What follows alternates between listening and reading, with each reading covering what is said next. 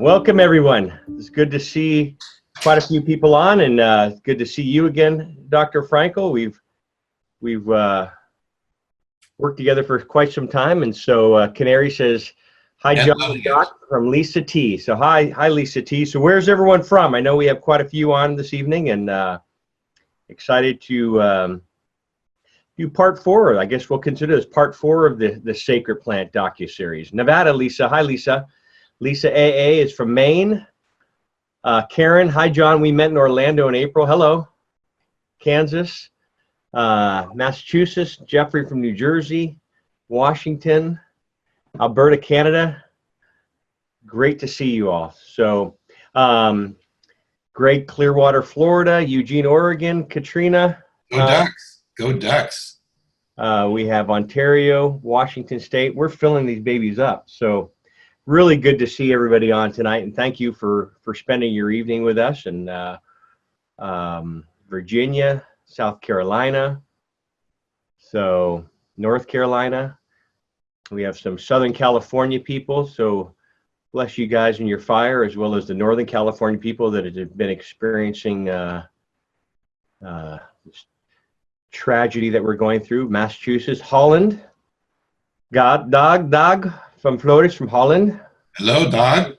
So yes, it's morning over there, I guess, or 3 in the morning. So I used to live in Belgium, so I know the times over there. So good to see everybody. Hello from Colorado, Phil, Arlette, Colorado, Deborah, Florida, Lancaster, Pennsylvania is Hoover. So well, good.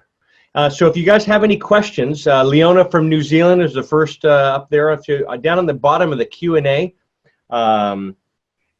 You can write your live questions for myself or Dr. Frankel. Leona from New Zealand. So if you guys have any questions, please feel free to do that, and we'll be answering a lot of questions. I know people have been emailing us all day, but we'll be here till midnight, right? We'll be here till midnight. So well, good. Well, give it a couple more seconds here, people coming in, but anyway. My name is John Malanca. I'm your host from the Sacred Plant, and I just want to welcome everyone here. And I want to welcome Dr. Allan Frankel, who's he and I have been friends for quite some time, and he was in Sacred Plant Season 1 as well as the Season 2. And now we're doing the master class. We're just finishing up the pain master class with Dr. Bierman, and this is a little teaser of what's going to take place for the cancer master class, which will be starting. When's it starting? I think in a month or so. And so we'll do a couple of these here. But this is the first Q&A of 2 on the topic of cancer. This is a precursor to our cancer master class, as I was just mentioning. To make sure you hear what you have and you have any questions, we'll do our best to clarifications to answer any of the questions. And again, Dr. Frankel is one of the top doctors in medical cannabis, and I'll let him share his bio in a second here. But this pain master class will be taking place in February. So we're going to be doing this as part 1 of part 2. Part 1 of 2. We'll do the second one, I believe.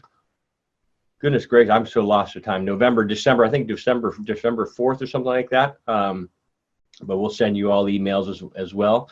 And Bill, this is Bill from the Philippines. Actually, I grew up in the Philippines as well, grew up in Asia, grew up in Japan. So I love to see how far our reach is. So welcome, everyone. And Dr. Frankel, welcome to you. And if you want to give everyone a little bio of what your background is and why you're an expert. Why I'm an expert. Why you're an expert.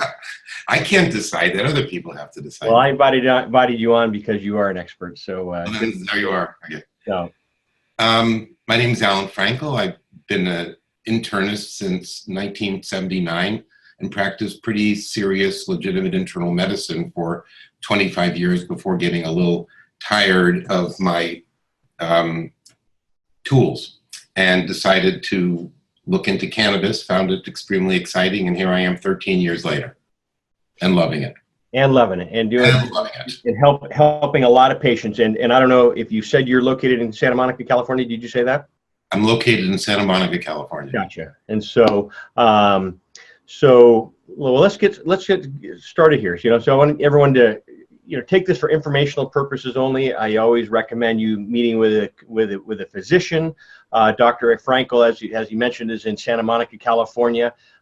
He does do in-house consultations, not just writing a recommendation, say, here you go, call me back in a year if you need a renewal, but he actually spends time with the patients and their families and their doctors. So if your doctors have any questions and you're in a legal or non-legal state and your doctor is kind of on the fence but wants to learn, Dr. Frankel does not mind if one, sitting in on the consultation via phone or video, but also two, if your doctors, or if there are any doctors on the call right now that want to mirror Dr. Frankel for a week, he does that as well. He's been doing that successfully, having doctors mirror him for probably about the last 4 years, and he's taught a lot of doctors. Cannabis is not a one-size-fits-all. You look at age, weight, the type of cancer. We're talking about cancer this evening, or type of disease, but also the health condition of the patient. And then that's where you're able to go into dosing. So dosing is not a one-size-fits-all. A lot of people think, hopefully it'll get that way, where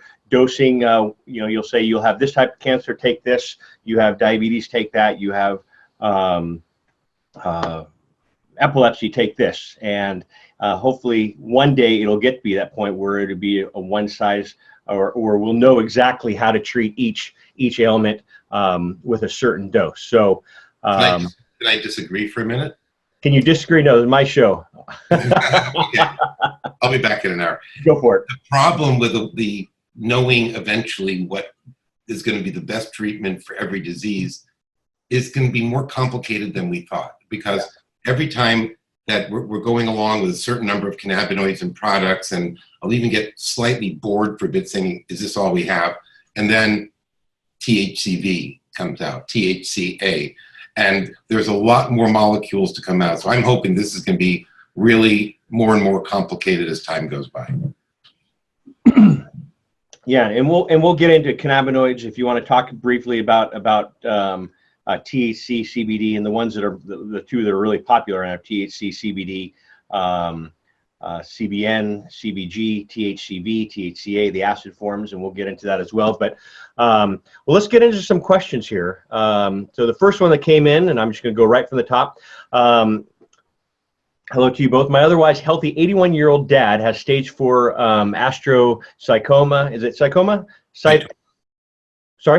Probably astrocytoma. Cytoma, excuse me. That's my 51-year-old eyes right now. I need my glasses. And approximately 59-year-old eyes. 3/4 of his brain. We have him on 1 gram of RSO, which is 150 to 200 milligrams CBD per day.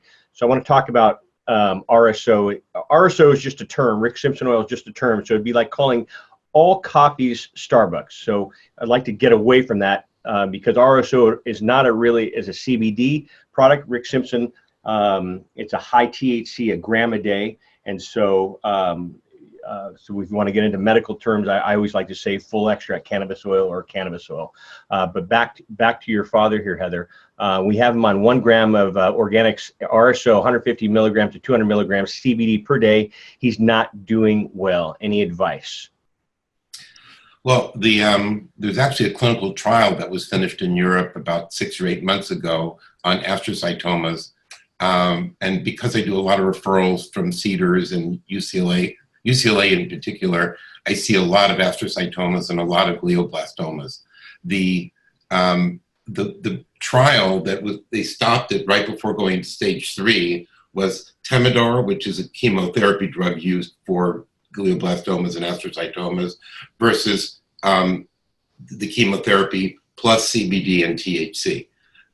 They finally had to stop the study because everybody that was alive were the ones using the cannabis, and they put everybody on cannabis. Now, to me, the most important thing about that particular study, which is now still going on, is the dose that they used. They used 30 milligrams a day of CBD and 30 milligrams a day of THC. Now, 6 years ago, a patent was released by the people who did the study, and I didn't remember reading this patent until the dosing came out for this astrocytoma. And I'm spending a minute on this because this dosing thing is a big deal with all these other questions that look like they're coming in. If people are going, RSO can mean a gram a day, usually of THC, and a gram in this case is 700 milligrams of THC. I'm personally not a fan of that high of a dose.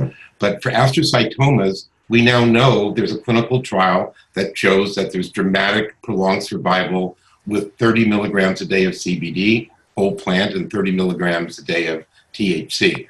Now, we have, in the last 3 years, we've also added in acid molecules. So we're using equal amounts of CBD, THC, THCA, and CBDA.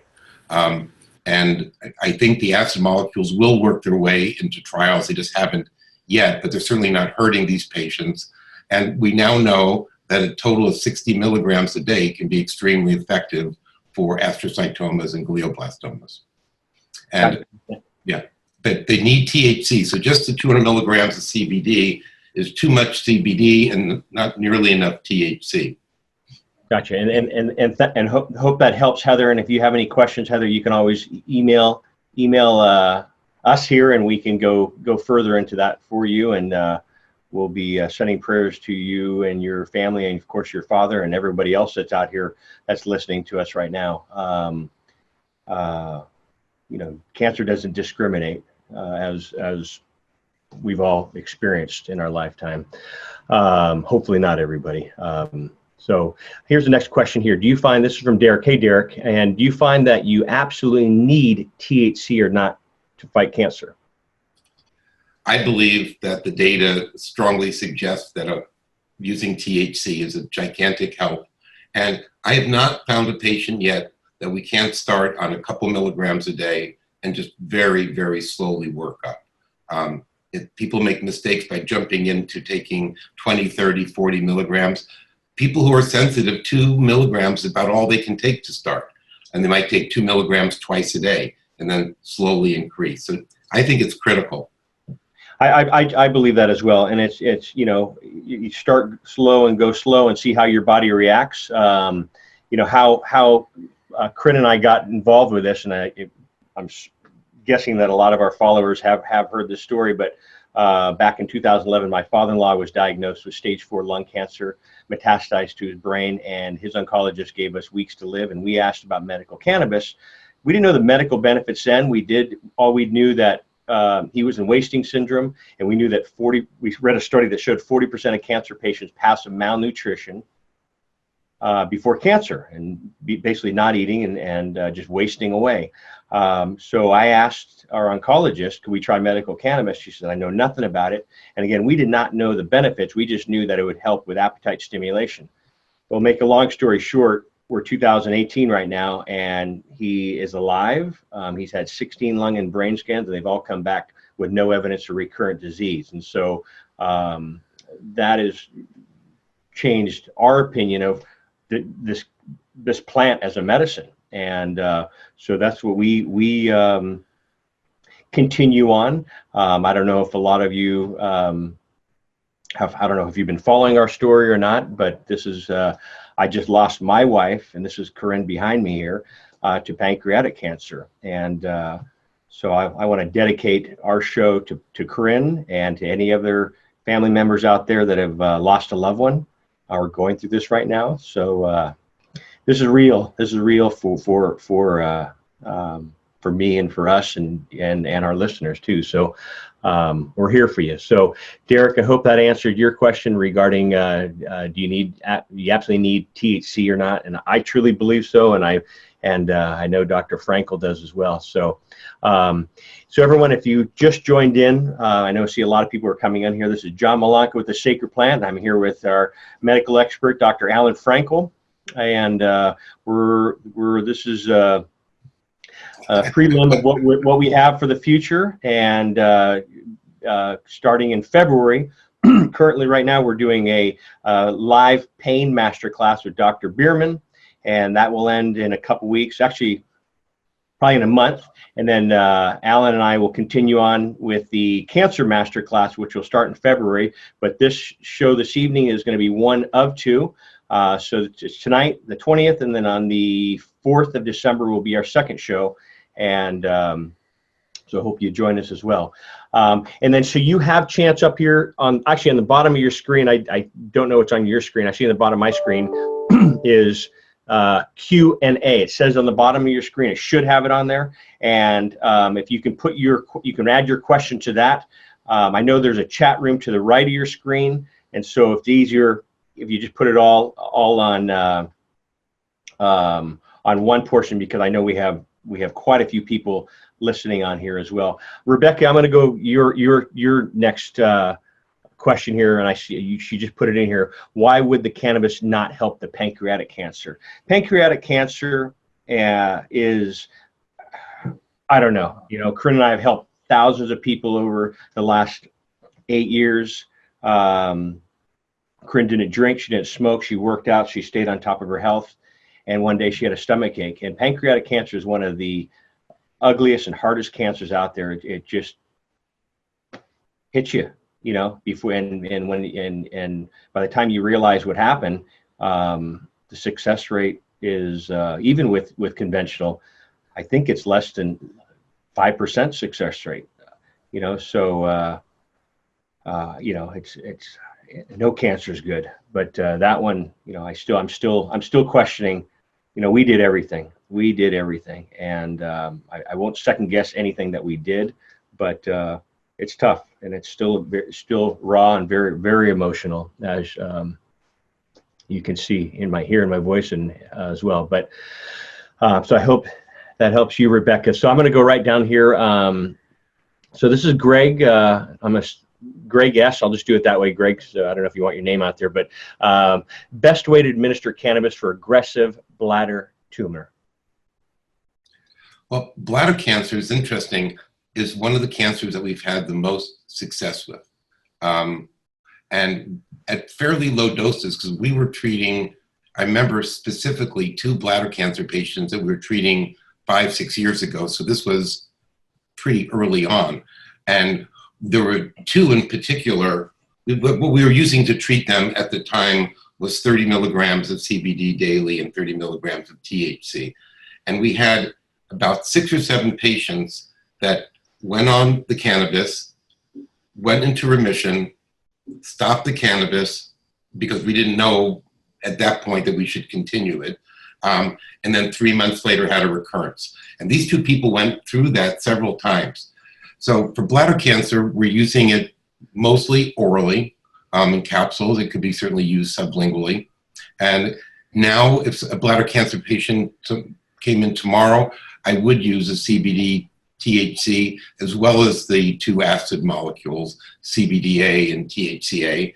And as we get control of other cannabinoids that have proven anti-cancer properties, like THCV, which we finally got a good harvest in, that has tremendous anti-cancer properties. And my feeling is, why wouldn't we want to add that, you know, into the program? So bladder cancer, I think, is something I have some really positive experiences with at very modest doses. Gotcha. I'm having a couple notes here from people saying about sound.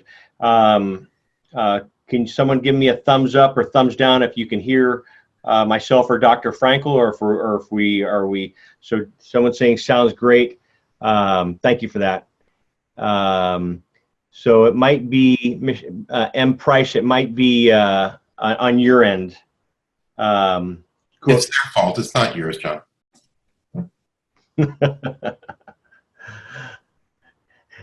One thing you need to know about Dr. Frankel and I have been friends for quite some time, so we have a great rapport with each other. You're saying somebody else is on this call? It's just the 2 of us. Just the 2 of us. Just the 2 of us. So let's go right down the next. So here's a perfect thing. Anonymous. She's anonymous, or he's anonymous. If we can't go to Southern California to see Dr. Frankel, how can we benefit from his expertise? Well, go at it, Dr. Frankel. Telephone or video consultations exactly like this. Whether we're treating patients out of state or out of the country, we do messaging follow-up with every single patient. We don't charge for it. I don't want this to sound too much like a sales pitch, but we do a lot of remote visits by phone and video. Great. Okay. Thank you, and I hope that helped help Mr. and Mrs. Anonymous there. So here's one from Canary. And what is the best ratio for CBD THC, CBD THC oil for breast cancer? I have triple negative invasive breast cancer and had my 3rd round of chemo today. Tumor is shrinking nicely.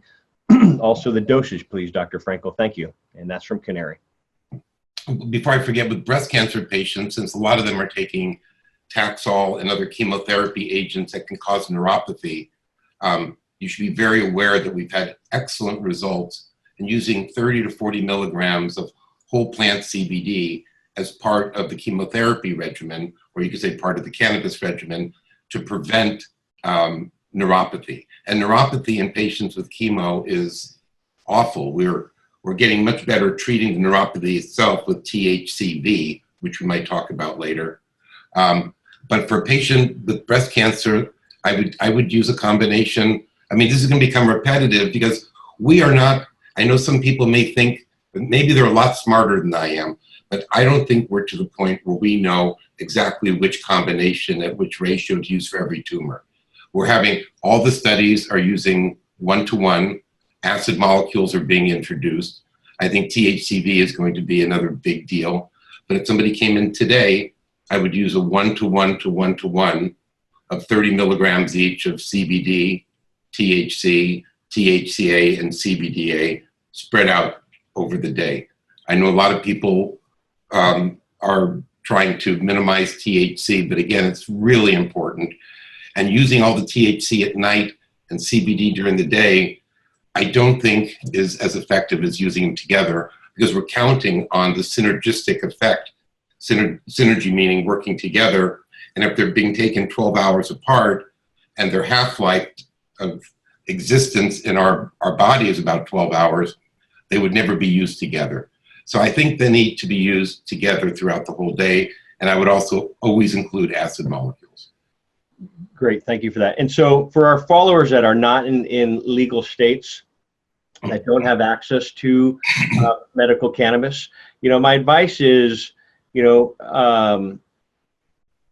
before you become a cannabis refugee, uprooting your family, your life, your job, your support system, your doctors, go to a legal state and see if this medicine, go to a legal state that you have access in, and see if this medicine even works before you move.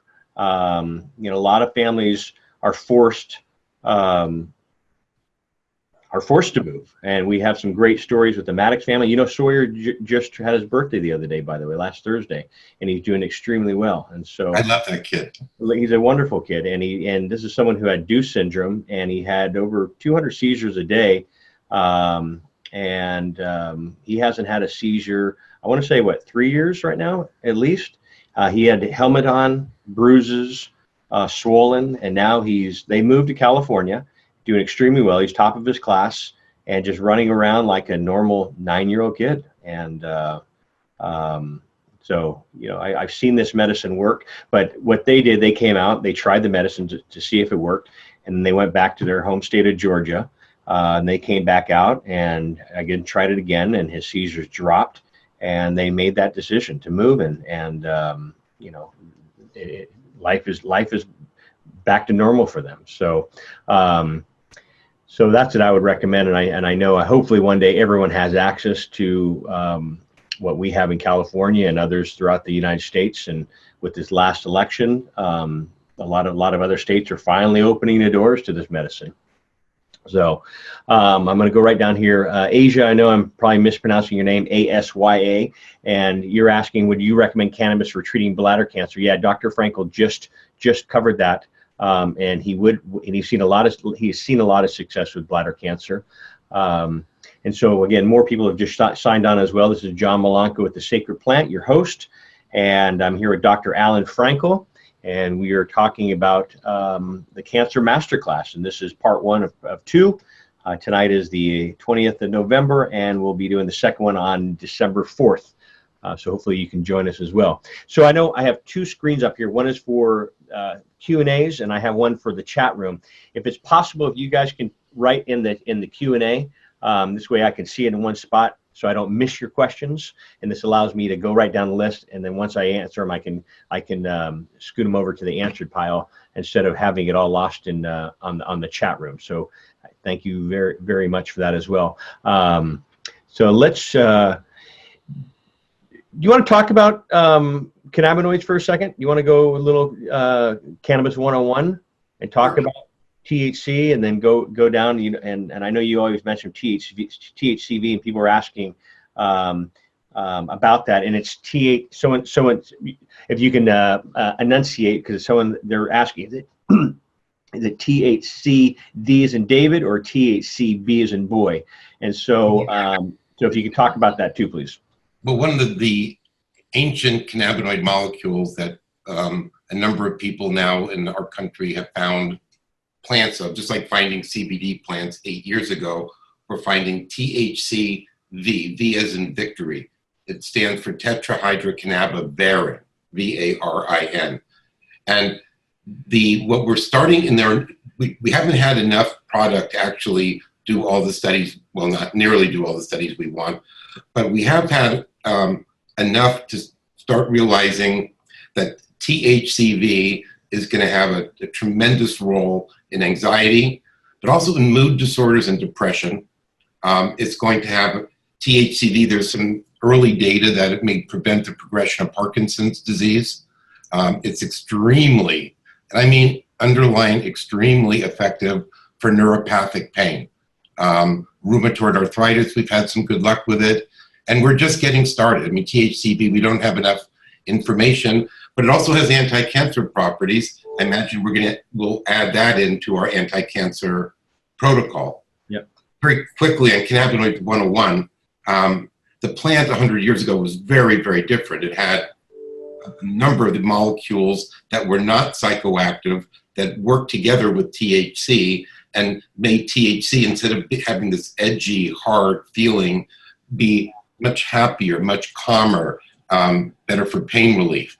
And we accidentally bred out molecules like CBD, which is a great anti-inflammatory, great for mood issues. It's tremendous for anxiety, seizures, autism, you know, on and on. And that molecule became available in whole plant form 7 years ago, and we've been talking about it for 7 years. And CBD and THC, I mean, CBD it changed everything with medical cannabis.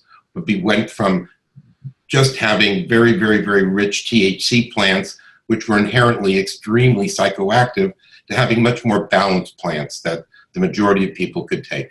So that's a very highlight, but there are 120 major cannabinoids. There's about 120 terpenes, 100 plus, which are the smell molecules, flavonoids, 100 or so, which are taste. Can you back up on the smell molecules, terpenes, to just give them an idea of yeah. What linalool, you know, and myrcene and. So the cannabinoids are unique to the cannabis plant, but terpenes, the smell molecules like limonene, that's the one, lemons and oranges are the one fruit we all tend to smell a couple of times. Why? Because it has a terpene, limonene, that's very, very rich in cannabis, which hits our CB1 receptor, which is our THC receptor, and gives us a teeny, teeny high. So terpenes, these smell molecules like rosine in roses, limonene in lemon, myrcene, where does it come from? Anyway, it's a mango. Mango, of course. Very, you know, sedating terpene. And terpenes by themselves have tremendous activity. If you ever have some growing plants around, just sit in the room and smell them, and you will have effects. I mean, you'll have pain relief, you'll have mood improvement, and I strongly suggest taking a walk and smelling the rosine or the roses. I mean, these smells were made for us, and they might attract or deter bugs, but they change our moods. They absolutely change our moods, and we've moved so far away from the earth that it's just one more thing we're missing. So smell the terpenes. Take a walk and smell. Stop and smell the roses. You know, smell the terpenes. Enjoy life. You know, life can change in a bloody instant, as we've all experienced here and may be experiencing. So yeah, stop and smell the roses. So I cut you off and thank you for talking about terpenes. You want to continue on the cannabinoids, or did you cover those already? And you want to? There's so many questions. I think. All right, we'll go to the questions here. So again, if you can, please write in the Q&A. I see more are filling up on the chat room, and I don't want to miss your questions, but this list is filling up on the Q&A, and so I'm going right down the Q&A section. Let me see here. Sorry, everyone. Here I got. This is from Derek. I don't know. I don't think Derek was saying, I was curious what strains and types of CBD or THC are best for stage 3 colorectal cancer, pain management, as well as and tumor shrinkage. Well, that's like 2 hours of questions, but yeah.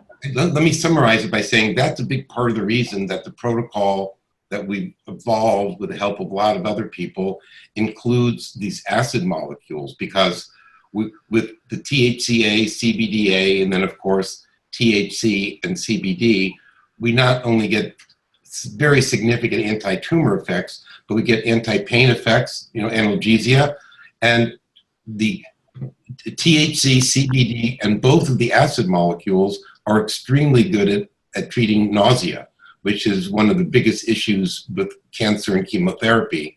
And to talk about nutrition very briefly, I must say, and I know this is going to be heretical to say, I'm not certain about the level of importance of this absence of carbohydrates and this concept of sugar feeding the tumors. I don't think that's an absolute certainty yet, but let me tell you what my concern is and share it with everybody. Just this past week, I saw 2 patients, stage 4 cancer. When they walked into the office, I could smell that they were in serious ketosis. Now, some ketosis may be good for treating cancers, but when somebody is ketotic to the point you can smell the ketones 20, 30 feet away, those people they're starving to death. And starving the patient is not going to be any good even if you do succeed in starving the tumor. So I think adjusting carbohydrates, avoiding the strong sweets is probably a smart thing to do, although I'm not even positive about that. But I think avoiding all carbohydrates, if you can't keep your weight up, you need to have some carbohydrates and have complex carbohydrates, whole wheat products, have fruit that's been, where you keep all the fiber in. They're not very glycemic. I think cutting out all those fruits is a problem. Don't lose weight. Don't starve yourself. Which is the malnutrition portion, which Corinne and I came across with, 40% of cancer patients pass from malnutrition before the cancer takes over the body. Right. I mean, if they're starving to death and ketotic to that extent, they're losing. Gotcha. They're losing. Thank you. I had a couple in here about protocol for basically health and wellness after they've been clear of cancer, a wellness dose. Can you talk about that? What I usually do is cut their dose in half once they're in remission, and my current recommendations are that they stay on it forever. I know I already take these 4 cannabinoids, and I will take them forever. I believe in it. And you're 120, aren't you? 121. I just had a birthday. Happy birthday to you. Here's a great question from Marilyn McCarthy. Does cannabis interfere with chemo pills? Now, I presume by chemo pills you mean chemotherapy? I'm assuming that. All Marilyn has asked, yeah. So Marilyn, if you're still on, if you want to rewrite your question there. But anyway, she's asking, does cannabis interfere with chemo pills? All right. Assuming chemotherapy pills. Yeah, or, no, as a matter of fact, it works very well together. They're complementary. And even though there's been some doubt with immunotherapy and cannabis, there's some studies recently at UCLA that really dissuade those. So right now, my position is that cannabis works great with chemotherapy, not just for treating the symptoms of chemo, but of course treating the cancer itself. And as of this point, until we get more data, I am going back to using cannabis with patients who are using immunotherapy. That's been a little debatable issue for a while. Great, thank you for that. Richard's asking, what would a 60-year-old, excuse me, a 60-year-old male take to prevent recurrence of melanoma and colon cancer? This is from Richard. Well, if they're in remission, I would treat them, I guess the way I would treat them had we been treating them with cannabis, and probably use, again, all four of those major cannabinoids, the CBD, THC, and the 2 acid molecules, but at about 10 milligrams to 15 milligrams each per day. And can you repeat that last portion, sorry? That I would use those 4 cannabinoids instead of like 30 milligrams a day, just 15 milligrams a day each. Gotcha. You don't need huge doses. Cannabis works in very low doses. Microdosing.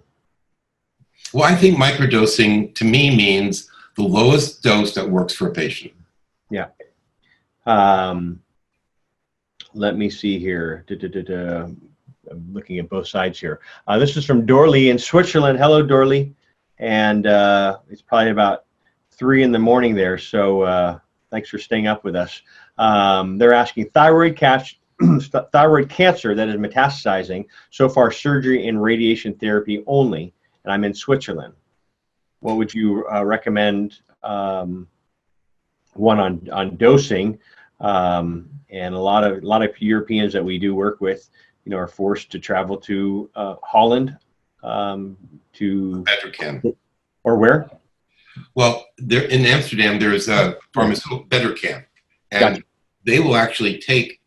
When I'm talking to a European patient now, Bedrocan, even though I'm not part of the EU, and neither is England, and they're actually differentiating now a little bit with the Brits maybe not getting the Bedrocan products, but I'm able to write a treatment plan which shows the dosing for that patient, what products, what ratios, and I email it to them. They print it out and they take it to the Bedrocan people.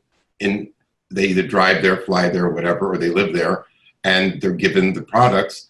And for me, this has been a big, really great thing to be able to have Europeans be able to get good quality cannabis medicine. So hope that helps you with that. We're having a lot of questions about CLL, the leukemia, chronic lymphocytic, is it? Lymphocytic leukemia. Lymphocytic leukemia. And so, and Joe Jeffrey's asking, are there any findings on CLL? And then we have Patricia also, 2 questions down. What is the best cannabis mix for CLL leukemia? And so, up until the past year, the data on CLL and other lymphomas, which are very related diseases, they often occur together, were mostly just CBD. But in the last year, there's been a couple studies, and I can't quote them off the top of my head, where THC was effective.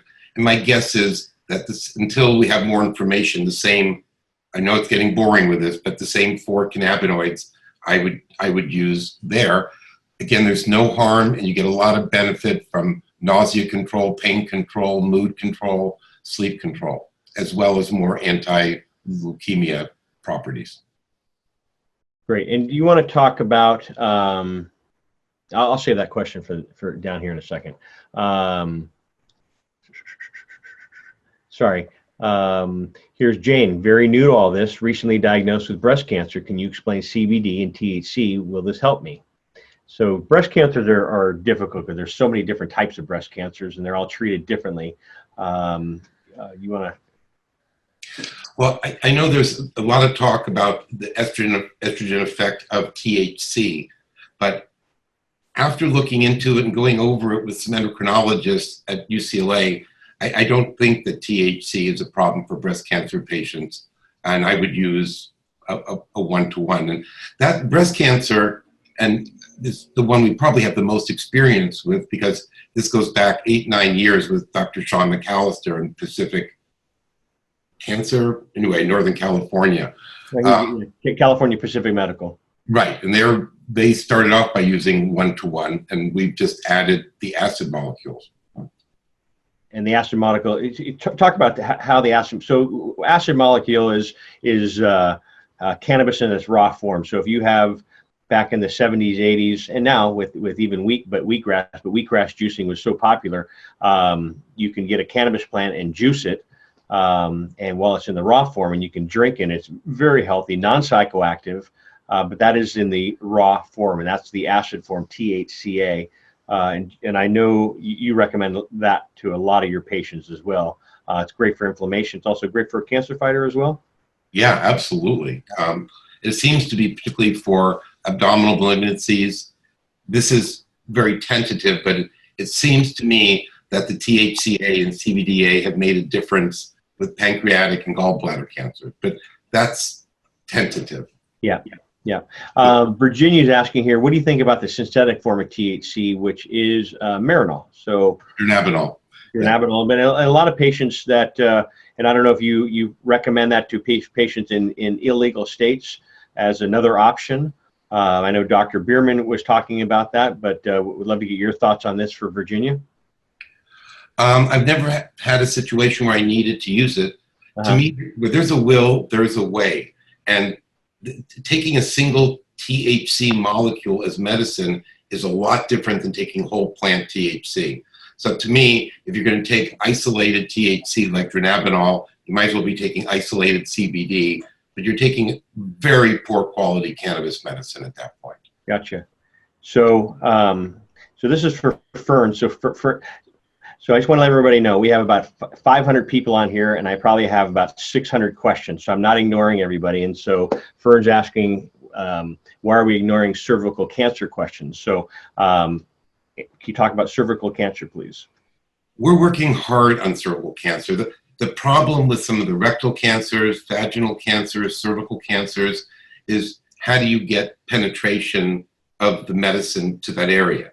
Well, I mean, taking it systemically, there is some, of course, there's penetration there, but the problem, vaginally and rectally is that cannabis as an oil is very, very poorly, and I saw this as a question from a few people, cannabis oil is very poorly absorbed rectally.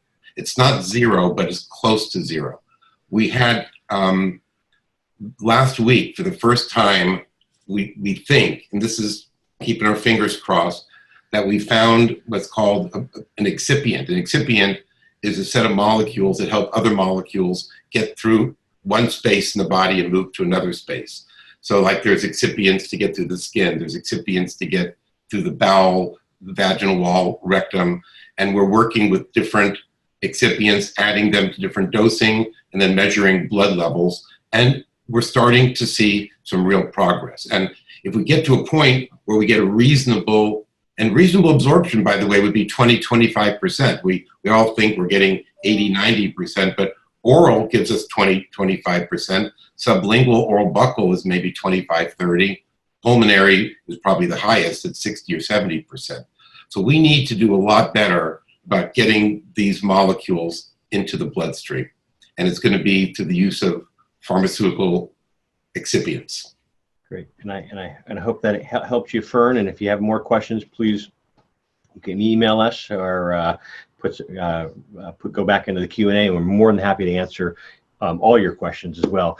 This one here is Nancy Quigley, a dear friend of ours. Hey, John. Hi, Dr. Frankel. I have a dear friend back in Tennessee who was recently diagnosed with HER positive breast cancer. Any suggestions? I would certainly do. With breast cancer, that's one I definitely virtually always suggest people do standard therapy. And I would use a 4-molecule oil, about 120 milligrams a day. One more time. How many? 120 milligrams between the 4. Okay. CBD, THC, and the 2 acid molecules. So here's one, anonymous. Dr. Frankel, can CBD help with shrinking tumors? Yes. Certainly I think there's enough human data now to say that, but certainly there's plenty of animal studies. I was at the conference that Sean McAllister gave like 8 or 9 years ago. There were 40 or 50 doctors in the room, and he was the guy who took these mammary cell lines of cancer, injected them into mice, and they produced tumors like about this big, which is a big tumor if you're a mouse. And after 21 days, which is short, of doses of CBD alone, these tumors were gone. That was, the beginning of this whole thing. And it's just continued since then. Great, thank you. And this is from Peter, and Peter actually, and I recognize his name. He's a regular in our pain master class with Dr. Bierman. And Peter's asking, what is the best blend of constituents of gastroesophageal juncture, adrenocarcinoma, and the dosage? Adrenal carcinoma and esophageal cancer? Yeah.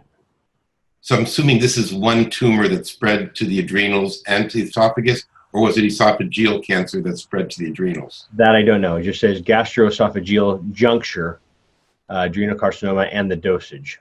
Well, the dose is going to be hard to talk about since I don't know what tumor it is and where it came from. But there's one thing I can say about gastroesophageal. Is he giving you more information? No. Oh, that we work on with slurries for those patients where we'll put our dose of cannabinoids for that day, for that particular dose, into a slurry of coconut oil and have them maybe an ounce, ounce and a half, and have them swallow it because it's going to slowly drip. Our theory anyway is it slowly drips down the esophagus and will stay in contact more with the esophagus. That's another area for esophageal and some upper airway cancers where we're working with different excipients to try to get them absorbed better. Great, thank you. Wynonna is asking, do you know of any research or studies on needle-guided procedures that injects the cannabis directly into the tumor? And I know there are studies, I don't know. Guzman as well as Sanchez. In Spain, he did this with glioblastomas and reported really, really good results. And then all of a sudden, when he moved and started working for GW, he said he didn't want to do those results anymore. He thought it should be systemic. So I don't know whether it was a political thing or whether he just decided it didn't work anymore. But his original data was very exciting. And if you're going to operate any way to remove a tumor, why not inject a bunch of CBD? Yeah. Here's one here. What is the best kind of the sacred plant? So thank you for throwing our name in there. What is the best kind of sacred plant to be used for prostate cancer? Well, we're finding there the acid molecules are particularly helpful. And my biggest hope for prostate cancers and local rectal cancers is that we can figure out better ways of getting the molecules absorbed right through the rectum into the prostate. But I would say overall, the results with systemic prostate cancer, we've seen patients with PSAs of 15,000 just with cannabis in 3 months are, in the 100 range. So I'm not sure that that's these aren't cures, but it's very, very long-term survivals with very bad disease. So we don't see very many people dying of prostate cancer. We see this as one of the diseases that we're getting under better control, if not cure. Do you see with prostate cancer, because I actually spoke with a good friend of mine today who's been battling prostate cancer for about 5 years, and it's recently moved into his bones. What can you say about that? And I'm going to lead into Misty's question. Is there a protocol for ER positive, HER negative breast cancer that spread to all the bones? To me, again, I know I'm repeating myself here. I don't think that we know that a protocol should be different because there are bone mets. We've certainly treated plenty of people with bone mets. And I mean, the problem with all of this, and that's why we have to go back to the clinical trials that are starting to come out, is that if you're treating somebody with radiation for bone met and cannabis and chemo and then adding immunotherapy, how do we know which one's really working? And this is maybe a time to real quickly put in, that is part of the reason that I like adding the THCA and CBDA, because to get nausea just taken care of and appetite improved is such a big deal that even if the acid molecules, which do kill cancer cells, but even if they didn't, I think THCA and CBDA are worthwhile for cancer patients for symptoms and controlling nausea, which then helps with appetite and keeping their weight up. Thank you. And I'm going to go right down this list here. So thank you for your questions. They're just piling up in here. So I want to hopefully we can get all of these. This is anonymous, but ovarian cancer in remission for 2 years. I'm interested in cannabis oil to add to my regimen to prevent reoccurrence. Any advice in the ratios? I go 1-to-1. I'm a 1-to-1 guy. A 1-to-1 guy. A 1-to-1 guy. And by the way, as far as THCA, taking more of the acid, because a lot of patients can't get THCA extracts in even legal states or marijuana states. Two real quick things on that. Since I think THCA is so important for cancer, let me just tell you two quick ways of getting, in addition to what John was saying about in smoothies, because a lot of patients don't have access to leaves and tons of buds. But if you take a gram of a 15%, which is not that high THC bud nowadays, each gram has 150 milligrams. That's a lot of THCA. So you can take a half a gram a day, crushed up with your fingers rather than something metal because you don't want to heat it, and fill capsules with it. And take a half a gram a day of raw THC in capsules, or put it in the juice. But again, a lot of people just don't have access to the raw plant. But the buds are fine. They're virtually 100% THCA.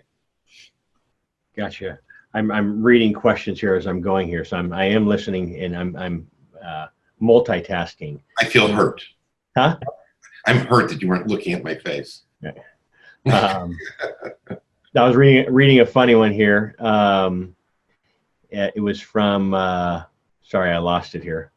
I'll find it here. Did it start roses are red or no? No. It was. I want to get it correctly. It was from Virginia, so I don't want to ruin what she wrote. It was pretty funny. So I'll get back to that here. So this is, what would be the good protocol for treating stage 4 non-small cell lung cancer with exon 20 mutated gene? Although this is going to sound a little bit simplistic, one of the biggest things that we've experienced positively with lung cancer, whether it's like in this situation, a primary lung cancer, or whether it's secondary metastases to the lung, is using one of the newer, better, cleaner vaporizers that give CBD and THC. And I tell patients to try to take up to 20 puffs a day. The goal is, one, you're getting more CBD and THC into the bloodstream, but this is going straight past the tumors. And just like with the Dawn on, I think it was season 1 with the lingual cancer, we've had great luck with the lingual cancers because we're having the patients spray right onto the cancers. And the same seems to take place with the lung cancer. So I would seriously consider adding in some vaping of CBD and THC. Thank you for that. This is from Deborah and Larry. My husband is taking high-dose THC and CBD via suppositories for his prostate cancer with no psychoactive effects. Does he really need the high dose, or should he be using, or should he go to 30 milligrams? His THC does have the THCV as in Victor in it. Repeat that, or you got it? Well, the THCV, since it's so rare, there are a number of plants out there that have like 0.1%, 0.2%, 0.3%. So that would be an important point. But any THCV certainly is helpful. The problem is that rectal absorption is currently not very regular. It's very, very hard to predict. And again, it's something a number of us are working hard to improve. But at this moment, I would make the reason that people are not getting stony even from high doses of rectal administered THC is because it's not being absorbed. And there's this talk that goes, it doesn't get you stoned because it goes through a different venous system. Well, I've been practicing medicine for many decades, and there's only a couple venous systems in the body, and rectal cannabis is just not well absorbed. And this is a big controversial topic in the industry amongst doctors and other medical experts. To me, it's not controversial. I mean, we're spending a lot of time and energy trying to figure out how to make it work. So we're wasting a lot of time, and it's not just us. I mean, there have been numbers of studies where you check plasma levels and they're 0. Gotcha. and I'll be the first person to say, if something works for you, don't change. If someone said, hey, eating on this pen cap works, I'd say buy a box of these pens. So I don't want to take that away from anyone.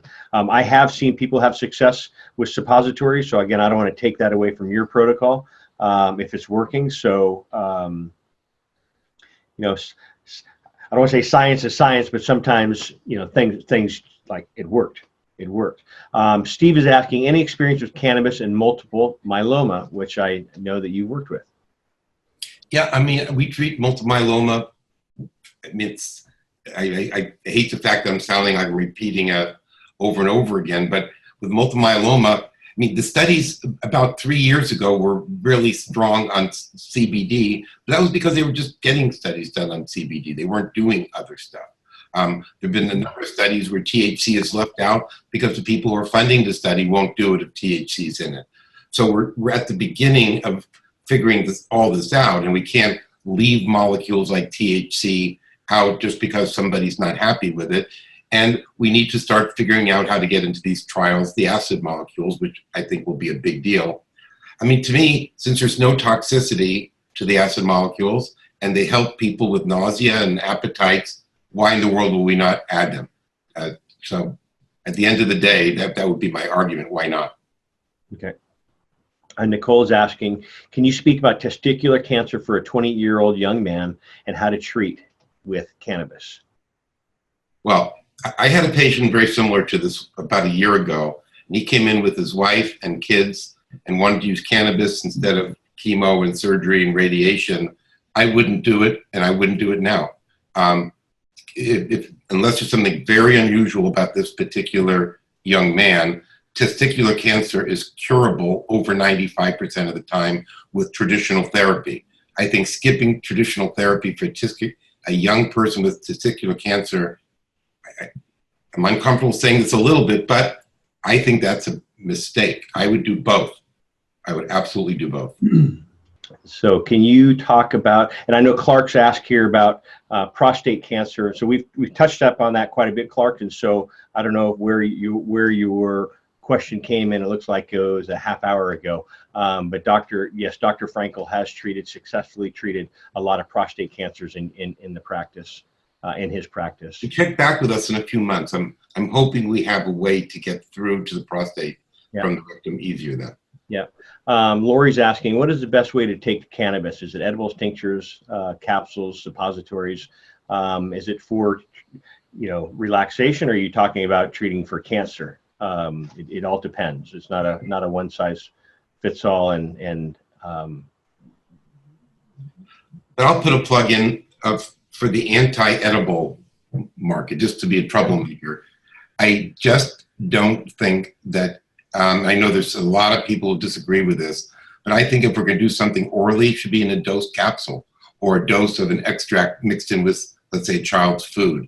That when we start putting cannabis into edibles, especially the baked ones, I mean, you're starting off by activating the oil, and then you're mixing everything together, and then you're putting it into the oven at 350 degrees for 30, 40 minutes. That fries cannabinoids, and it makes THC go to CBN, which is extremely sedating. And if that weren't enough, every year in the United States, 1.5 million people are admitted to the emergency room from edibles. That's a serious issue. And it's not, I know it's kind of a Cheech and Chong funny thing, but to me it's not. I think medicine should be taken in a dose predictable way, not in a brownie. Not in a brownie, yeah. I'm going back to your testicular cancer. Natalie's asking, my husband has had testicular cancer twice with traditional treatment and is battling a recurrence right now. It doesn't always work, so how can he use cannabis? So you want to touch up on that for them? Well, if they failed, that's a tough one because there's so many details I would need to know. And I'm afraid if I give an opinion, it could be on the wrong end. They feel free to call my office and we'll try to answer it better. Thanks for that. Yeah. Let me go right down here. Helene is asking, what would you recommend for stage 4 breast cancer with metastasis to the bones? I know we have quite a few brush. We covered that, yes, same time. So Helene, if and that was, she wrote that over a half hour ago. So I'm assuming you're still on, and that was covered. If not, please write your email again, and we'll get you back in here. Someone asked earlier, and I don't know where it is. They had lung cancer, and they're asking about vaporization, CBD, and I know that you have recommended that to some of your patients over the years. A lot of patients. When we went through that back in 2011 with my father-in-law, I mean, if someone would have said, and you know, it was trial and error. We were very fortunate that we didn't have any air, but if someone would have said, here, ingest this, we would have thought, you're out of your bloody mind, you know. But I know studies have, you know, a lot has changed since 2011 to the present day. Do you want to touch up on that? Because I do see that this question has come up quite a few times. I'm confused. You mean as far as edibles? Sorry. Vaporization of CBD vaporization or THC vaporization for lung cancer. Pretty much any patient now that comes into my office with primary lung cancer or lung mets from another primary tumor, I recommend vaporized CBD and THC.